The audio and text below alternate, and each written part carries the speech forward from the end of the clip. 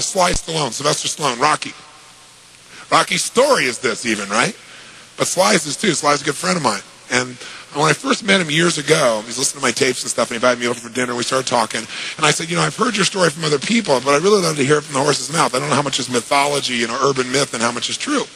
So he told me his whole story. He said the essence of it, though, was he said he knew his whole life what he wanted to do since he was very, very young. He wanted to be in the movie business, period. I mean, not just TV, movies. And he said why was, for him, it was a chance to have people not only escape, but to inspire people. And by the way, that drive is what made most of his movies, inspire people to what they're capable of, to overcome unbelievable obstacles, because in his own life he felt like he did that. When he was born, he was pulled out by the forceps. That's why he looked the way he did. That's why he talked the way he did.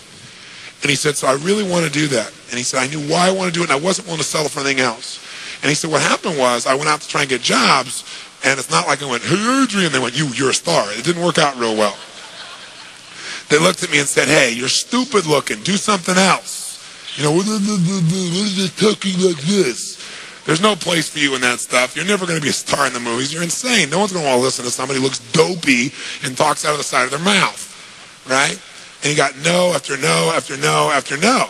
He said, I was thrown out more than 1,500 times at agents' offices in New York. I said, there aren't 1,500 agents in New York. He said, I know. I've been to them 5, 6, 7, 8, 9 times.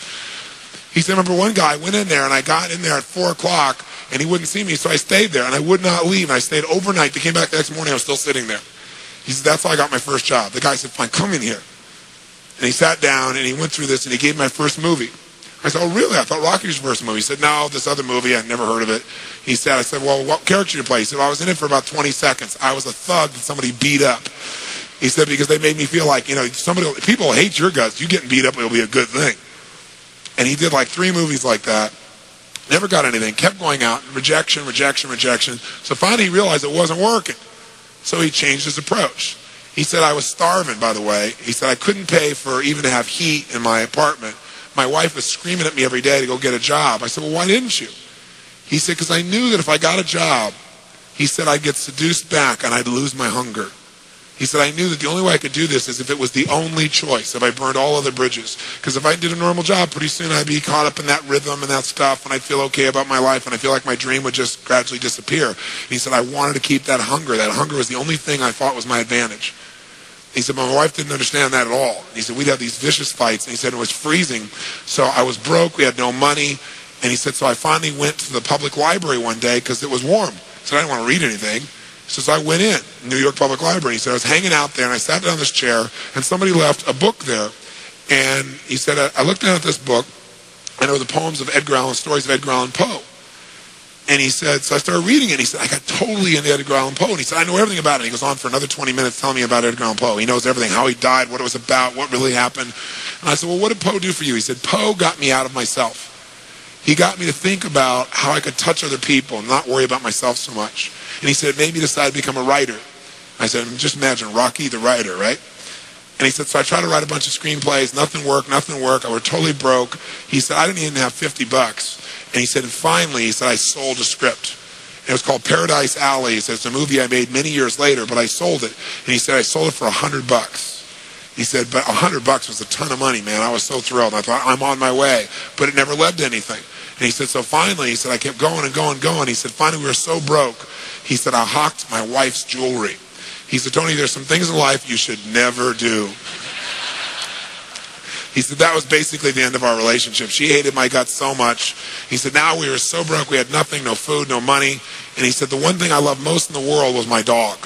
He said, I love my dog because he gave me unconditional love, unlike my wife. And he said, so what happened was, though, we were so broke that to survive, I couldn't even feed my dog. So I went to a liquor store. He said, it was the lowest day of my life. And I stood outside the liquor store trying to sell my dog to strangers. He said, I tried to sell my dog for $50. And he said, finally this one guy negotiated with me and bought my dog for me, my best friend on earth, for $25. He said, I walked away from there and I cried. He said, it was the worst thing that ever happened in my life. He said, 2 weeks later, I'm watching a fight between Muhammad Ali and Wepner, this white guy that's getting bludgeoned but just keeps on coming. And he said, I got an idea. He said, as soon as the fight ended, I started writing. He said, I wrote for 20 straight hours. I did not sleep. I wrote the entire movie in 20 hours straight. Right then. Saw the fight, wrote the movie. Whole thing, done. He said, I was shaking at the end. I was so excited. He said, I really knew, man. I knew what I wanted. I knew why I wanted it. He said, just like you teach that formula. He said, but I said, man, I took the action. Now it's time to deliver.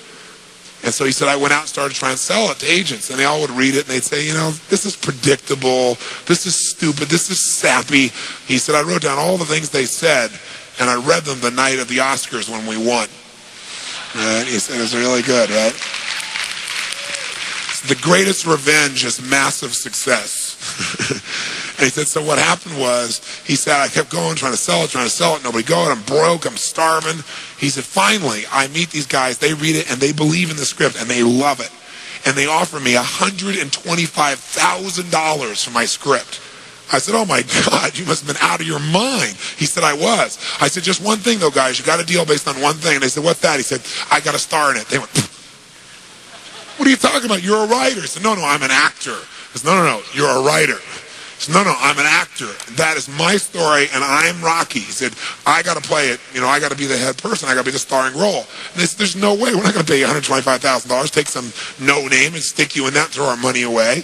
We need a star, And they want to have Ryan O'Neal play Rocky, to give you a picture. Can you imagine? That's who they picked, right? And so he said, no way, Ryan O'Neal isn't Rocky, I'm Rocky. Went through this whole thing, right? They said, well, take it or leave it. He said, I left the room. I said, if that's what you believe, you don't get my script. And he left. Here's a man with no money, none, totally broke, offered $125,000 more money than he'd seen in his lifetime. And he walked away because he knew his real what? Knew his real what? And why he wanted it. He was committed to it.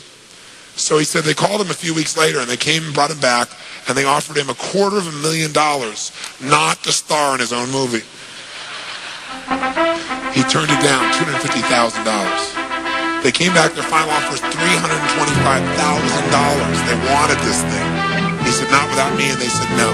They finally compromised, and they gave him $35,000 and points in the movie, because they said, if this is going to happen, then you're going to take the risk with us.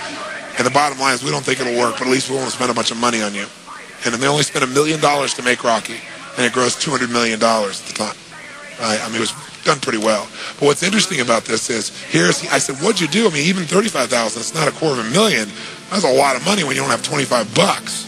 I said, what's the first thing you did? I figured you went out and partied or something. He said, I went to that liquor store for 3 straight days and hoped that the man who had my dog frequented the store. He said, because I want to buy back my dog. I thought that was so cool, right? That was really cool. I said, what happened? He said, third day I was there, this guy walks by, and I see him, and I can't believe it, and there's my dog. And I looked at him, and I said, sir, remember me? And he said, it had been about a month and a half by the time this had all come about.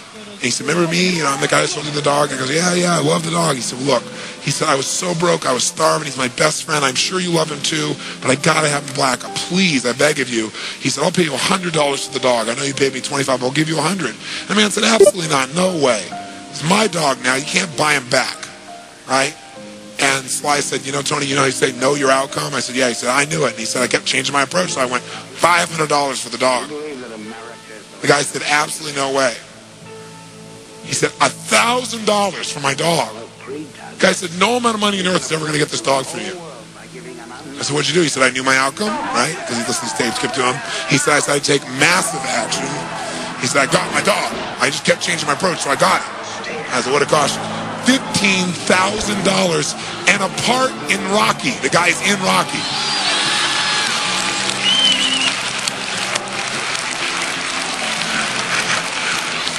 You know that dog in Rocky, Butt Kiss? That's Sly's real dog, right? That's the dog. He bought him back. So he put his dog in the movie, and he put the guy in the movie and paid $15,000 while he had $35,000. Isn't that pretty cool? Pretty awesome.